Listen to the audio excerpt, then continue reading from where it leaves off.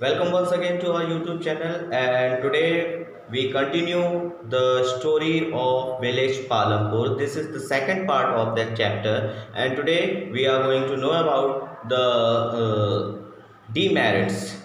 What are the demerits after continuous using of the fertilizers and underground waters? What are the demerits? क्योंकि production तो हम लोग we are trying to increase our production, तो हम लोग production food crops का increase तो कर रहे हैं, but there is few problems also occurs. So what are these problems? Let's continue. So the first one, as we know that land is a natural resources, so it is very necessary to be careful for its use. जो land है वो एक natural resources है, जितने भी natural resources है वैसे तो हम लोगों को उन्हें बहुत ही अच्छे से उपयोग करना चाहिए, केयरफुली उसको यूज़ करना चाहिए. But here we are talking about the land that in many areas where the green revolutions associated with loss of soil fertility, यानी कि जिन जिन एरिया में ग्रीन रेवोल्यूशन को यूटिलाइज किया जा रहा है वहाँ पे एक प्रॉब्लम आ रही है सॉइल फर्टिलिटी की. ठीक है, तो lose of soil fertility due to the increase in use of chemicals का हम जितना ज़्यादा यूज़ कर रहे हैं सॉइल फर्टिलिटी उतनी ज़्यादा लूज हो रही है. सेकंड प्रॉब्लम ये आ रही है हम लोगों की, due to the continuous use of ground water from tube wells और the irrigation has led to the depletion of the water table, यानी कि लगातार हम लोग ग्राउंड वाटर को यूटिलाइज कर रहे हैं फॉर द इरिगेशन पर्पस, जिससे कि जो वाटर टेबल है, वाटर लेवल है हम लोगों का, वो कंटिन्यूसली डिक्रीज होता चला जा रहा है. तो as we know that the fertility of the soil and the ground water are built over a year. ये एकदम से दिनों दिन में 2-3 दिन में नहीं बन के तैयार होते हैं, इन्हें सालों लगते हैं बनने को. ठीक है, अगर किसी सॉइल की फर्टिलिटी की बात कर रहे हैं तो वो एकदम से नहीं, उसे मिलियन और मिलियन ईयर्स लगते हैं. ऐसे ही ग्राउंड वाटर, जो ग्राउंड लेवल वाटर है, उसको भी रिस्टोर होने में काफ़ी टाइम लगता है. So it takes over a year. So once it's destroyed, it is very difficult to restore them. So this was about the demerits of the continuous use of land and the water, underground water. So let's go to the next topic, that is about the land distribution among the farmers of Palampur के जो farmers हैं उनके बीच में जो land distribution है वो किस तरीके से होता है. तो let's begin. Next is our land distribution. So land distribution among the farmer of the Palampur, how the land is distributed. So here the 220 families have a cultivate small plots less than 2 hectares, यानी कि जो 220 families हैं उनके पास small plots हैं जो कि 2 hectare से भी कम है. So it is very difficult for them to survive among this 2 hectare land. तो उनके लिए काफ़ी ज़्यादा मुश्किल हो जाता है 2 हेक्टेयर में सर्वाइव कर पाना. इवन उसमें से भी अगर हम बात करते हैं तो 150 फैमिलीज आर लैंडलेस. ठीक है, उनमें से जो आपकी बिलोंग करती है लोअर कास्ट को, already in the starting I have told you that 150 families belong to the lower caste and 80 families are the big farmers. तो जो 80 फैमिलीज हैं वो क्या है, आपकी बिग फार्मर्स हैं.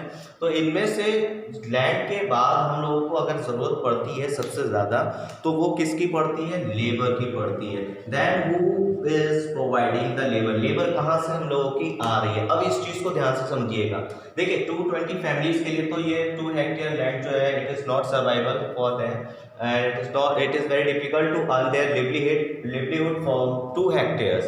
Now the next thing is 150 families are also the landless. So how they survive, वो फिर survive कैसे करेंगे, by the farming activity and from the non farming activity. तो देखिए फार्मिंग एक्टिविटी के लिए तो वो एक ही है, as a form of labour.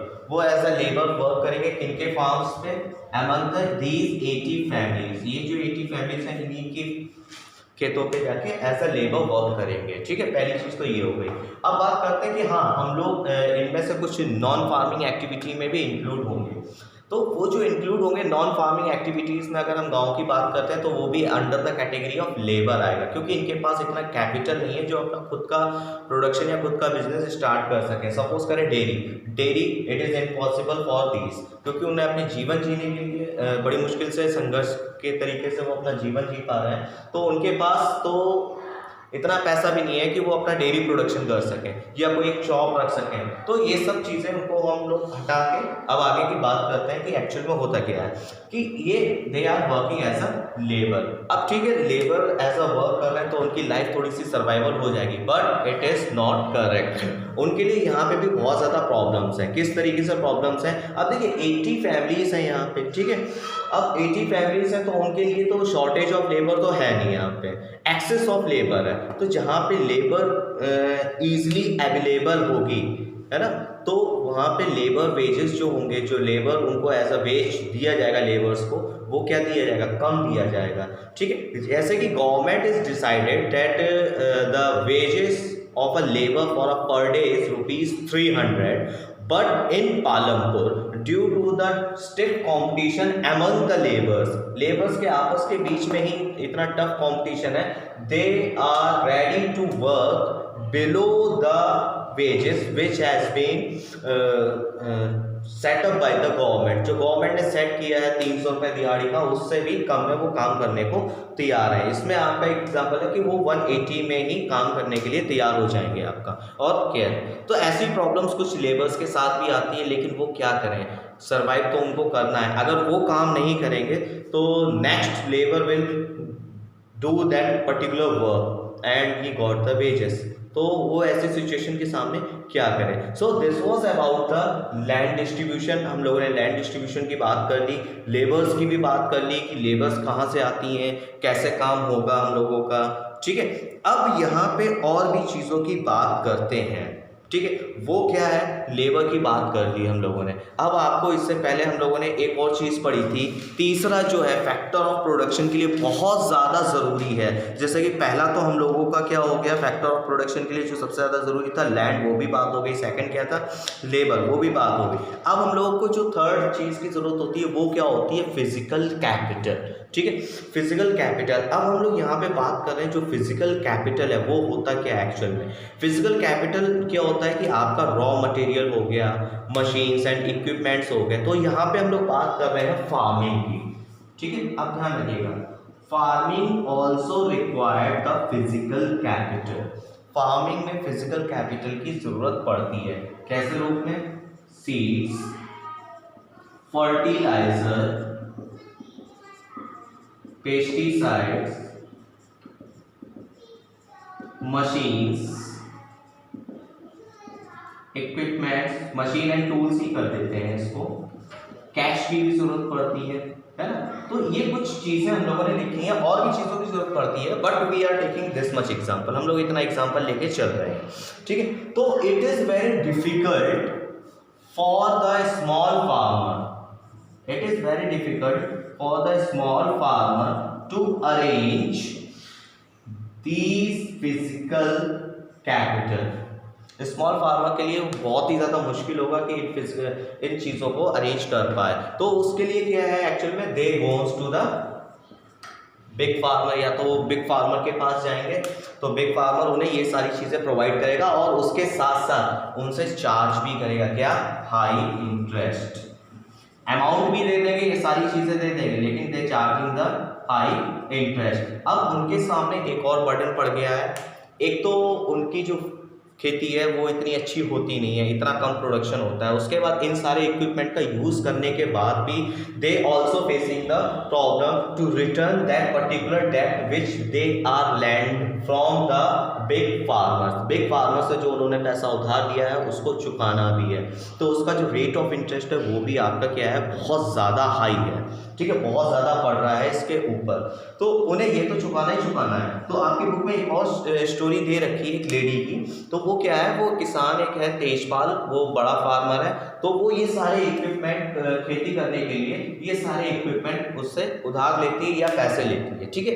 तो अब तेजपाल उसे हाई इंटरेस्ट रेट तो चार्ज करता ही करता है, बट सेकंड कंडीशन ये भी लगा देता है कि आप अपने खेतों में काम करेंगे करेंगे, लेकिन ड्यूरिंग द हार्वेस्ट सीजन, जब फसल कटने की बारी आएगी तब आप मेरे खेतों की भी फसल काटेंगे, और उसके बदले में मैं आपको 100 रुपये दिन की दिहाड़ी दूंगा। जो 100 रुपीज़ वेजेस है वो आपका पर डे वो उस लेडी को देगा। तो दिस वॉज द स्टोरी। ये एक छोटी सी स्टोरी है। तो ये उस पर्टिकुलर लेडी के ऊपर क्या हो जाएगा, एक डबल बर्डन हो जाएगा।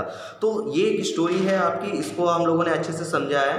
तो नेक्स्ट आता है हम लोगों का कैपिटल नीड्स द फार्मिंग, वो भी हम लोगों ने आपको बता दिया, कैपिटल नीड्स द फार्मिंग। अब एक और चीज़ है कि आज के टाइम पीरियड में फार्मिंग में, ठीक है, ध्यान रखिएगा, पहले तो फार्मिंग में इतना कॉस्ट नहीं होता था, बट आज बहुत ज़्यादा कॉस्ट लगता है।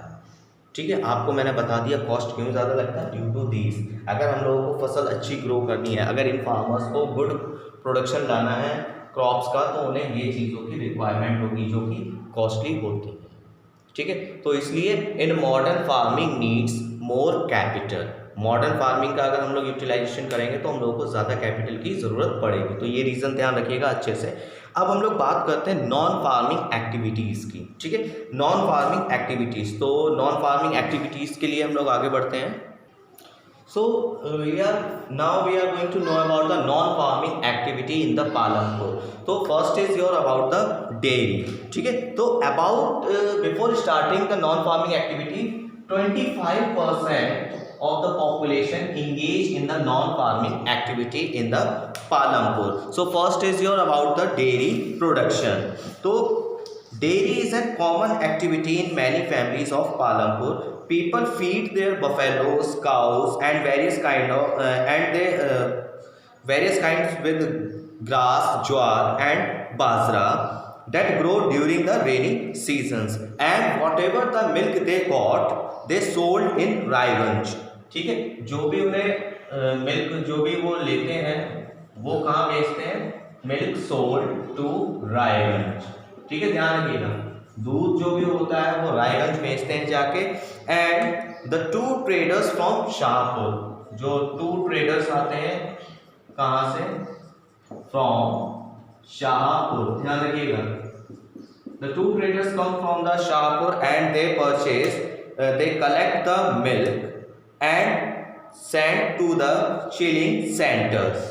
यहाँ से कलेक्ट किया और फिर सेंड कहाँ कर दिया, सेंड चिलिंग सेंटर, जहाँ पे दूध को पैकिंग के लिए भेज दिया जाता है आगे के प्रोसेस के लिए। ठीक है, तो ये तो आपकी एक एक्टिविटी हो गई डेयरी की। और सेकंड जो है आपका वो है वहाँ पे शॉपकीपर्स ऑफ पालमपुर। तो वहाँ पे कुछ लोगों ने छोटी छोटी दुकानें खोल रखी हैं आपकी पालमपुर में। They open the small shops where the daily needs requirements items are available near the bus stand, bus stand के पास में, जहाँ पे ईजिली वेपर्स आपको मिल जाएंगे, वेपर्स और आपके कोल्ड ड्रिंक्स, चिप्स, ये सारी चीज़ें वहाँ इंक्लूड हो जाएगी। और small consuming item, daily consuming items also available in these shopkeepers. And the last one is your transport. As we see that the transportation system, though the people also have a bullock cart, वो bullock cart से यहाँ का जो jaggery है आपके लोगों को convince करने के लिए, तो वो उनका इस्तेमाल करते हैं। दे चार्जेस ऑल्सो, द टांगा is also going on, rickshaw, jeep, truck, buses, all types of transportation is available in the Palampur. So this is the story of the village Palampur. So how like you the video? So if you like the video, just subscribe the channel, share the video and mention the comment, and thank you for watching the channel.